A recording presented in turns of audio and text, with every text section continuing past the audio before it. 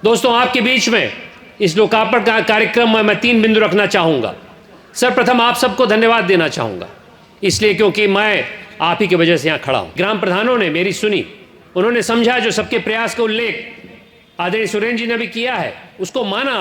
आपने ये भी सुना कि जो सुरेंद्र जी ने बोला है कि कैसे हम लोग ग्राम प्रधान को उत्प्रेरित करें। जैसे मैं हर समय बोलता रहता हूँ चौरसिया जी से कि मान लीजिए आपको सरकार से कुछ मिल रहा, उसका दुगना तिगना हम लोग कैसे निवेश आपके ग्राम प्रधान होते हुए लाएं, ताकि अगली बार आप जब जाएं चुनाव में तो आपको लगे कि नहीं, ठीक है, किसी पार्टी का भी आपका सहयोग हो, लेकिन आप अपने बल से कुछ और करके लाए हैं। और यही लगभग डबल इंजन की सरकार करती है।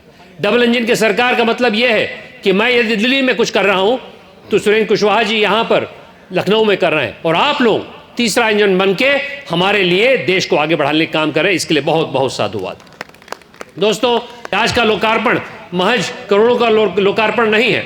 आज का लोकार्पण उसी दिव्य एक विकसित भारत के संकल्प में एक बहुत बड़ा कदम है। इस लोकार्पण में हम लोग, जो आदरणीय प्रधानमंत्री जी, आदरणीय योगी जी का स्वप्न है कि एक विकसित देवरिया हो, एक विकसित फाजिल नगर हो, एक विकसित देवरिया लोकसभा क्षेत्र हो, एक विकसित पूर्वांचल हो, एक विकसित उत्तर प्रदेश और एक विकसित भारत हो, तो मैं चाहता हूं कि मिलजुल के हम लोग संकल्प लें कि कोई पार्टी, कोई विचारधारा के अलावा हम लोग विकसित भारत के लिए क्या करें। और उसके लिए मैं अभी विधायक जी से बात कर रहा था कि मैंने 25 अक्टूबर को एक 4 महीने का प्रोजेक्ट करवा रहा हूं, जो अभी चल रहा है और फरवरी के अंत तक खत्म हो जाएगा। उसमें मैंने ये निर्णय लिया है कि 6 महीने हो गए थे, लगभग 4 महीने, तो मैंने बोला कि अगले 10 साल में हम लोग अपने लोकसभा को कैसे आगे ले जाएं, इसके लिए बहुत आवश्यक है कि रणनीति बनाई जाए। और मुझे बनंजय जी से प्रेरित होकर एक वाजपेयी जी की कविता याद आती है। 15 अगस्त का दिन कहता, आज़ादी अभी अधूरी है, सपने सच होने बाकी हैं, राखी की शपथ भी पूरी।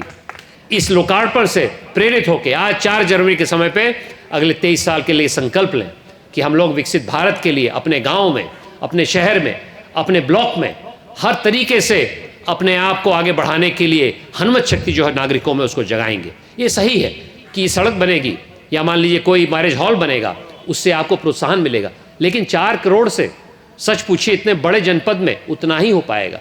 असली बात तो यह है कि ये सड़क के ऊपर जो 10,000 लोग चलना शुरू करेंगे, उनकी आर्थिक अवस्था उठेगी। जो 10,000 लोगों के साथ समागम होगा, सत्संग होगा, उससे देश का विकास होगा। तो ये सड़क तो एक माध्यम है। यही चीज़ मैंने अपने स्पीच में कही आपके संसद में कि जो भी माध्यम हम कह रहे हैं बजट से, वो तो एक इनेबलिंग है, वो तो जामवंत है। आपको हनुमान बनना पड़ेगा। इसी आशा और विश्वास के साथ मैं यहाँ पर आपके सामने खड़ा हूँ। दोस्तों, मैं यही कह के अपनी वाणी को विराम देता हूँ। आप लोगों ने बड़े ध्यान से मेरी बात को सुना, इसके लिए बहुत बहुत धन्यवाद। मैं पुनः यहाँ के ब्लॉक प्रमुख को बहुत बहुत साधुवाद देना चाहता हूँ कि आपने इतना बड़ा कार्यक्रम करवाया, बहुत सजग करवाया।